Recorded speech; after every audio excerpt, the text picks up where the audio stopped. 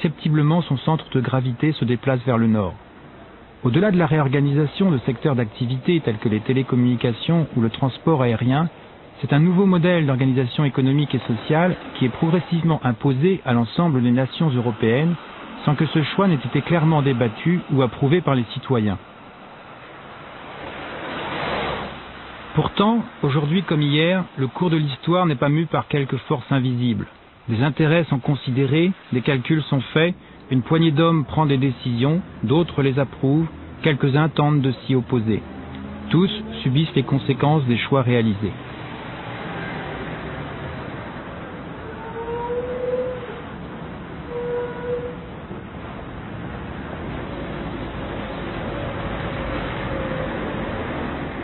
Avant de devenir président de la Société Générale de Belgique, Étienne d'Avignon a longtemps été le commissaire européen chargé de l'industrie. C'est lui qui, à la demande des industriels, initialisera au début des années 80 la politique européenne des télécommunications. Je lui demandais comment la Commission avait procédé à ses choix. Est-ce qu'il y a eu à l'intérieur de la Commission un grand débat consistant à savoir nous devons désormais privilégier le marché, comme d'autres pourraient dire prendre une option libérale.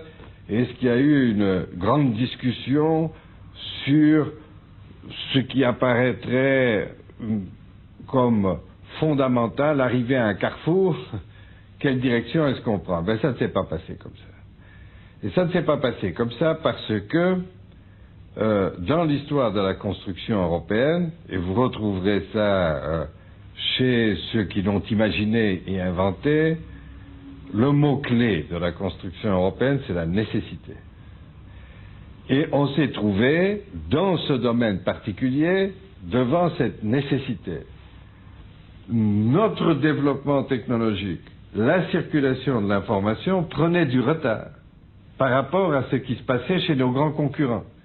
Ce qui veut dire que nos entreprises qui achètent de plus en plus d'informations, qui ont besoin de plus en plus d'informations pour fonctionner, se trouvaient dans une situation discriminée, négative, dans toute une série d'autres domaines. Les banques, les services d'assurance, les services de la grande distribution, etc. Donc, il fallait faire quelque chose parce que sinon nous perdions notre situation concurrentielle. Le mouvement en Europe a été initié par le gouvernement britannique, par les commissaires européens dépêchés par le gouvernement britannique à Bruxelles, mais ça c'était le mouvement idéologique. Encore fallait-il trouver la pratique, le moyen de le faire. Alors, pour les industriels, se dire à l'époque, nous devons multiplier par 12 les démarches que nous devons faire pour forcer nos gouvernements à privatiser, puisqu'il y avait 12 États membres à l'époque, c'est un travail considérable. On va dépenser une énergie folle. Or, c'est la Commission européenne qui gère, sur le plan légal, tout ce qui est libre concurrence en Europe. Donc, ils ont mis leurs juristes, le secteur privé, au travail pour réfléchir à un moyen de passer par la Commission européenne pour légiférer, donc faire des propositions de directives européennes aux États membres, au Conseil européen, allant dans le sens d'une privatisation, ou même allant jusqu'à privatiser elle-même. C'est-à-dire trouver le truc qui permette à la Commission européenne de décréter des lois, d'imposer des lois. C'est pas sa mission. Ce n'est pas son rôle légal. Mais là, deux commissaires britanniques au début des années 80 ont fait un exercice de style, une hypothèse d'école. On va interpréter à notre manière un article du traité de Rome, l'article 90, paragraphe 3, qui autorise la Commission européenne à adresser une directive aux États membres qui se comporteraient mal en matière de concurrence d'entreprises publiques avec les entreprises privées. Et eux se sont dit, on va interpréter de la manière suivante, non plus adresser une directive, mais arrêter une directive.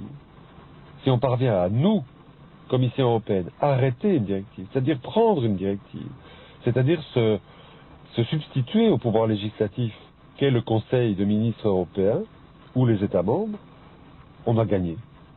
Ils ont essayé, en 80.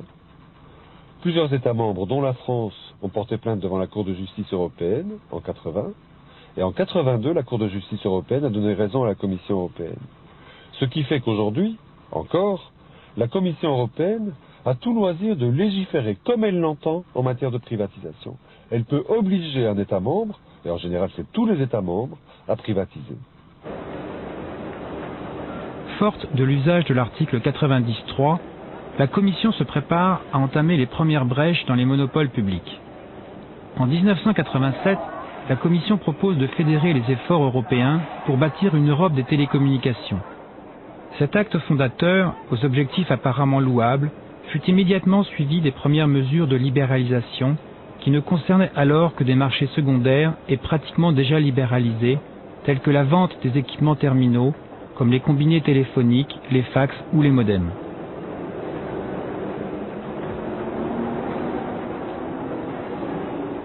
Christian Trongniok est un juriste formé au droit européen. Depuis 1987, il est cadre à France Télécom. Il témoigne des réactions des dirigeants de l'administration face aux mesures de libéralisation. On est passé d'une phase d'ignorance à une phase d'arrogance, puis finalement à l'acceptation de la concurrence. La phase d'ignorance, c'est une période où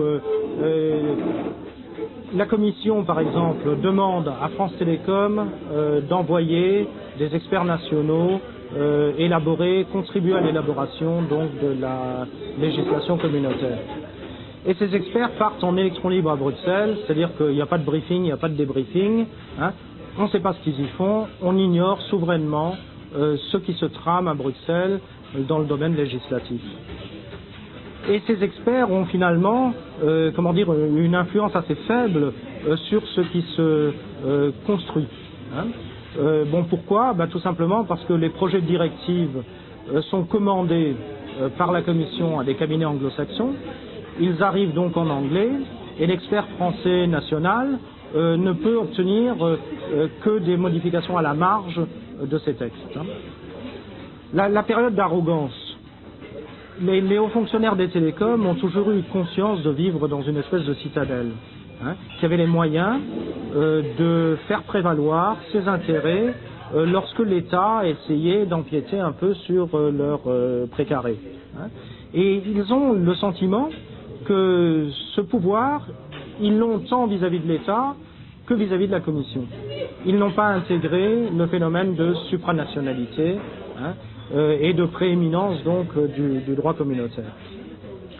Puis il y a une phase d'inquiétude qui leur fait penser que la concurrence finalement est inéluctable, c'est inscrit dans les textes, quelque part on a un intérêt bien compris à ce que cette concurrence s'exerce. L'intérêt bien compris, c'est d'abord qu'ils pensent que la position de France Télécom est tellement forte que la concurrence ne l'affectera qu'aux marges. Et puis aussi, c'est le fait que si on libéralise, on va pouvoir justifier la privatisation. Or, tout haut fonctionnaire a comme rêve secret de devenir un entrepreneur privé. Thierry Miléo est un polytechnicien qui avait exercé d'importantes responsabilités dans les cabinets ministériels avant de devenir le stratège de Bouygues Télécom. Il nous explique pourquoi la France a dû abandonner sa vision des services publics. D'un seul coup, la France a perdu le leadership au sein de l'Union européenne à mesure que de nouveaux membres sont rentrés. La France a, c'est vrai, aujourd'hui un poids important. Mais auparavant, en toutes les années 70, c'était la France qui décidait à Bruxelles. Donc il y a eu cette confiance dans la pérennité du contrôle d'un système. Puis brusquement, on a perdu le contrôle, d'autres pays sont rentrés, ce qui est légitime dans la communauté, qui ont fait valoir leur point de vue. Le point de vue français n'était devenu qu'un point de vue parmi d'autres.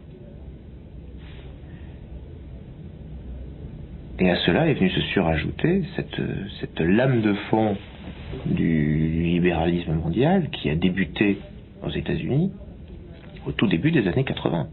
Les Européens, les Britanniques, sont les premiers à reconnaître que que les services publics français sont d'une qualité remarquable. Ils sont les premiers à reconnaître que s'ils avaient été dans notre cas, ils n'auraient jamais procédé à la libéralisation des services publics. Ce qui est effectivement relativement étonnant. Quelque part, nous avons défendu les services publics un petit peu trop tardivement, et le mouvement de libéralisation lancé par les Britanniques, relayé en partie par l'Allemagne, était parti bien avant et s'intégrait dans un mouvement mondial d'ouverture à la concurrence des anciens monopoles.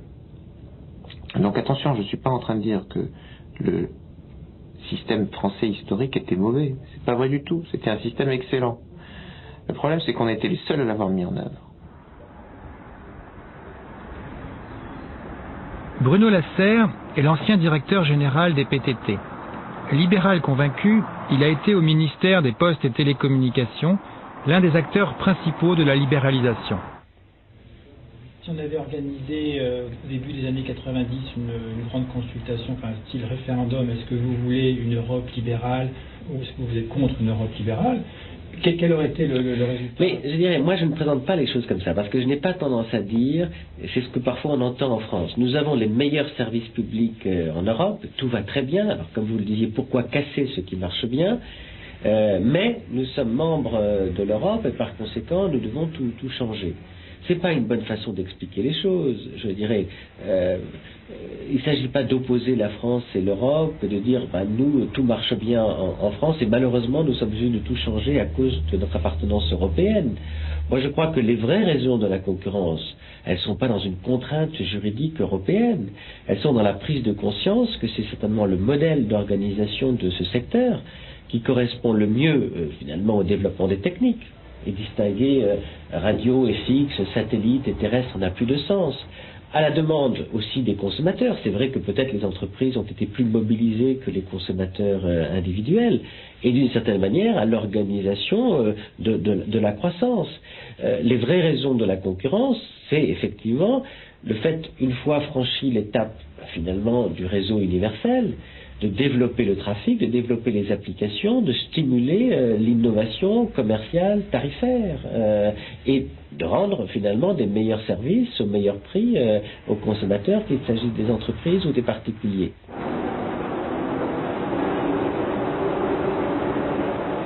Le plus grave dans cette affaire, c'est que les objectifs des pères fondateurs de l'Europe, Monnet, Gasperi, Spaak, Schuman, ont été perdus en cours de route. Leur objectif était d'arriver à des États-Unis d'Europe, c'est-à-dire une puissance, un État, qui ait toutes les fonctions d'un État, et notamment la fonction de défendre l'emploi et de faire du social. Mais cet objectif s'est perdu en cours de route. Ils ont décidé de faire une intégration progressive, puisque l'intégration immédiate ne fonctionnait pas, et donc on a intégré l'économie, sans intégrer le social, sans intégrer l'emploi, et en perdant de vue les objectifs du traité de Rome, qui étaient l'élévation continue du niveau de vie et l'harmonisation des conditions de vie et de travail dans le progrès.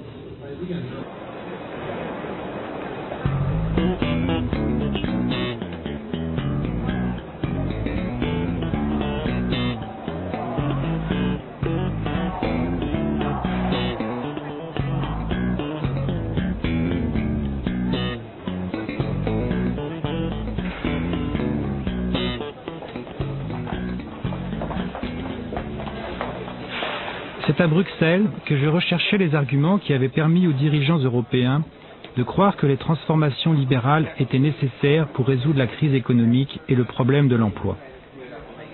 Karel van Miert, qui en 1993 avait pris la succession de Léon Britten au poste de commissaire à la concurrence, avait accepté de nous recevoir.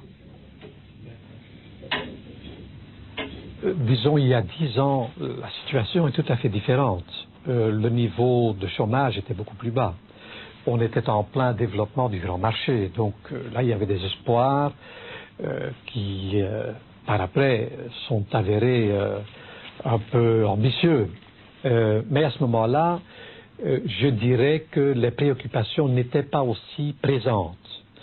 Ce n'est que depuis 3, 4, 5 ans, quand on s'est aperçu qu'effectivement le chômage était en train de se développer à nouveau également au niveau de l'Union européenne, qu'à juste titre, il a fallu y prêter davantage d'attention. Mais nous n'avons jamais considéré comme Commission européenne que c'était là une raison d'arrêter le développement. D'ailleurs, technologiquement, on ne peut pas arrêter les choses. Le développement économique est tel que les grandes entreprises demandent une meilleure qualité de services et des services à un niveau plus global que le niveau national. Donc, nous avons essayé d'expliquer que même s'il risquait d'y avoir certains effets négatifs dans un premier temps, il valait mieux tout de même continuer le développement et la libéralisation, moyennant la mise en place de règles communes. Même si elle n'avait fait qu'appliquer les dispositions du traité de Rome, la Commission, qui s'était montrée si efficace pour promouvoir les intérêts du marché, ne se sentait-elle pas responsable de l'échec de la construction d'une Europe sociale? Eh bien, je ne crois pas qu'on puisse reprocher à la Commission une attitude de malaise. Au contraire, toute une série d'initiatives ont été prises, ont été mises sur la table. Mais comme je disais tout à l'heure, c'est l'absence de volonté politique au niveau de certains gouvernements et aux autres de ne pas avoir mis, par exemple les Britanniques, devant un choix clair.